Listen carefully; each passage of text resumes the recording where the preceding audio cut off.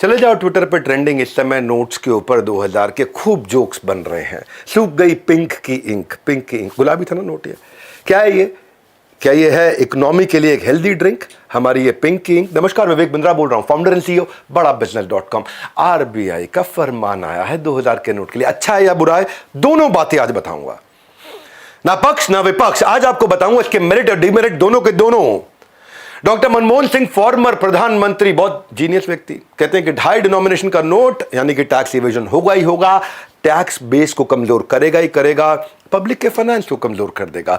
इसके अलावा Nobel prize winning हमारे अपने अमर्त्य सेन दादा क्या कहते हैं, हाई वैल्यू करेंसी नोट्स ये होर्डिंग, टैक्स इवेजन और इलिसिट एक्टिविटी को बढ़ाएंगे, जिसके कारण इकोनॉमिक ग्रोथ कम हो जाता है। तो नोट गुलाबी थे मगर रंग काला छोड़ रहे थे, काले धन का रंग छोड़ रहे थे। हाँ, पश्चिम बंगाल के जो हमारे पूर्व शिक्षा मंत्री पार्थ चैटर्जी, उनके घर से बहुत पैसा मिला। अर्पिता मुखर्जी के ठिकाने जो उनके करीबी है ना, 50 करोड़, सब 2-2 के नोट थे, 50 करोड़ पकड़ा गया वहां से। जल शक्ति मंत्रालय से जुड़ी एक कंपनी, पूर्व उसके एमडी थे, उनके ठिकाने पे भी 38 करोड़, सब 2-2 के नोट थे।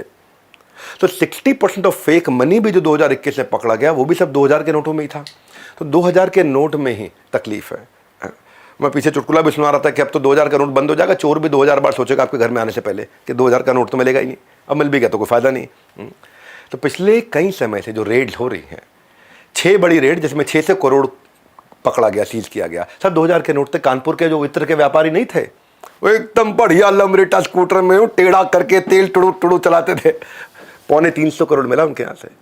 हैदराबाद की दवाई कंपनी के यहाँ से भी लगभग 150 करोड़ मिला, 142 करोड़, सब 2-2000 के नोट थे। तो एक बात जो सबको समझनी चाहिए कि 2000 के नोट, ये 2016 के नोट के बैन से इसको कंपेयर नहीं कर सकते, वो अलग था, ये अलग था, क्योंकि वहां 500-1000 के नोट इनवैलिड हुए थे और यहाँ 2000 के नोट इनवैलिड नहीं हुए हैं, वैलिड हैं। 86% उस समय थे 500 और 1000 के नोट, ये केवल लगभग 11% है। तो फर्क है, वो 86% यानी कि पूरी की पूरी इकॉनमी पर अचानक बड़ी ब्रेक लगी थी, रुकी गई थी गाड़ी, यहाँ पे खाली 11% है। तो 2000 का नोट आम आदमी देखता ही नहीं, उसके लिए तो मतलब उसका दीदार करना मुश्किल। बॉलीवुड का एक्टर 2000 का नोट लगभग एक बराबर हो गया था, कम होता जा रहा था बाजार से, है कि नहीं? क्योंकि जो बैंक थे वो 2000 का नोट लेते थे, लेकिन जब आपको पैसे निकालने तो 500 का लौटाते थे आपको। एटीएम में जाओ, 2000 का नोट मिला आपको क्या? पिछले 1.5 साल 2 साल में किसी को 2000 का नोट एटीएम की मशीन निकाल के नहीं दे रही, सबको 500 का दे रही है। इसका मतलब बैंक वापस तो ले रहा है लेकिन लौटा 500 का नोट दे रहा है, तो केवल 10-11% ही बाजार में घूम रहा था। तो इसलिए ये पहले से ही एक्सपेक्टेड था कि धीरे धीरे इसको सरकार वापस लिए जा रही है। जहां से पैसा निकालो, जिधर से निकालो, बैंक से चाहे एटीएम, कहीं से भी, तो मिलेगा 500 का। 2000 ले लेते थे, देते 500, तो एक्सपेक्टेड था ये। और ये डिजिटल इकोनॉमी को तो देखो ये स्टेप बढ़ाएगा, पर इसमें समस्याएं भी हैं। अब थोड़ा समस्या समझ लेते हैं। बड़े दिनों से अटके पड़े थे जो मेरे पैसे उधार के, कुछ लोगों से पैसे लेने थे, दे नहीं रहे थे। बड़े दिनों से अटके पड़े थे जो मेरे पैसे उधार के, बहुत टेंशन में हूं, भाई साहब दे के गए नोट 2-2 हजार के। हाँ, तो आजकल ऐसा ही है, लोग लगे खूब फोन आ रहे हैं, भैया आपसे पैसे लिए थे, ले लो। हाँ, तो 2-2 हजार के। जोक सपाट, नुकसान क्या है, तकलीफ क्या लगती है मुझे? ऐसा लगता है कि देखो, ये जो नोटिफिकेशन आरबीआई ने दिया है, हाँ, इसमें कोई भी नोट एक्सचेंज करने आए, स्टूडेंट आए, प्रोफेशनल आए, या फिर कोई माओवादी आए, टेररिस्ट आए, डिफॉल्टर आए, माफिया आए, कोई गुंडा आए, कोई मवाली आए, कोई टैक्स चोर आए, गवर्नमेंट आईडी चेक नहीं कर रही उनका। ये गड़बड़ है ये। हाँ, ये गड़बड़ है, सब मिल करके घोटाला कर रहे हैं ये। ऐसे में ब्लैक मनी को कैसे ट्रैक करोगे आप, बताओ मुझे? और ये भी नहीं बताया कि कितनी बार चेंज कर सकते हो आप नोट। 20,000 कर सकते हो, ये बताया। एक दिन में 20,000 कितनी बार? प्रिस्क्राइब लिमिट तो दिखाई नहीं पड़ रही, कहीं समझ नहीं आ रहा है।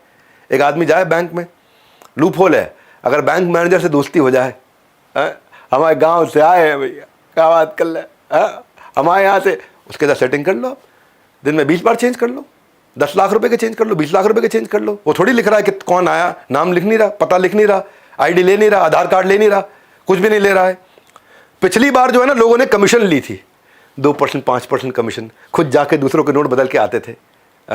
इंडिया में इस समय 30 करोड़ परिवार हैं। इन 30 करोड़ परिवारों के आज 200 करोड़ से ज्यादा अलग अलग तरीके के अकाउंट है। किसी का पीएफ का, पीपीएफ का, एफडी का, एक आदमी के अलग अलग सेविंग अकाउंट है, कई बार अलग अलग करंट अकाउंट भी हैं, कई बार पोस्ट ऑफिस अकाउंट है, कितने प्रकार के अकाउंट हैं। तो 30 करोड़ परिवारों के 200 करोड़ से ज्यादा अकाउंट है हमारे देश में। तो ऐसा करना चाहिए आरबीआई को, अगर हो सके तो बोले पैसा दे दो लेकिन तुम्हारे अकाउंट में डिपॉजिट होगा। तो उससे आप ट्रेस कर सकते हो। जब हर परिवार के पास अकाउंट है तो नोट एक्सचेंज मत कराइए, नोट को डिपॉजिट करा दीजिए, इसका बहुत फायदा होगा। एक्सचेंज में कुछ पकड़ में नहीं आने वाला, लेकिन अगर डिपॉजिट कर दिया सारे के सारे मॉनिटरिंग में आ जाएंगे। इनकम टैक्स के, जीएसटी, अब जो भी रेगुलेटरी अथॉरिटीज है वो तनख्वाह बता रहा था 1.5 लाख रुपए महीना है जी, और ये 1.5 करोड़ का कैश उठा लाया, कहां से लाए भैया? तो एकदम पकड़ में आ जाएगा।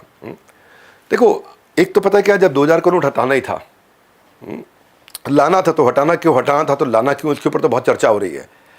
देखो ये ब्लैक मनी टेरर फंडिंग को रोकता है, हाई डिनोमिनेशन नोट से बैन किया, तो 2000 के नोट को लाए क्यों गए?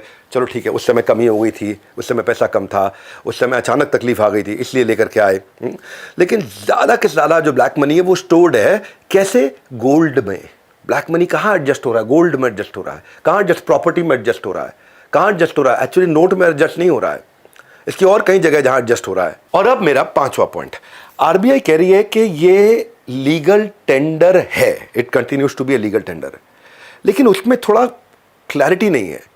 कह रहे 30 सितंबर तक जमा कर दो, लेकिन उसके बाद लीगल टेंडर है, ये इनवैलिड है, ये क्लियरली नहीं लिखा गया।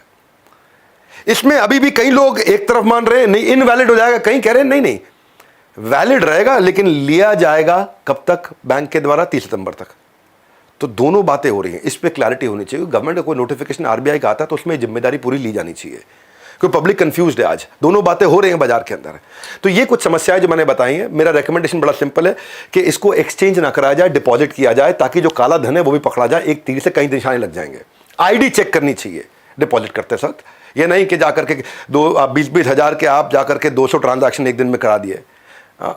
तो और जब आईडी सबका है, अब आज आधार लगभग सबका है, कोई ना कोई आईडी सबका है, तो देख करके कराएंगे, पैन कार्ड के साथ लिंक करके कराएंगे, तो इससे बहुत सारी चीज़ें रडार में आकर के बच जाएंगी।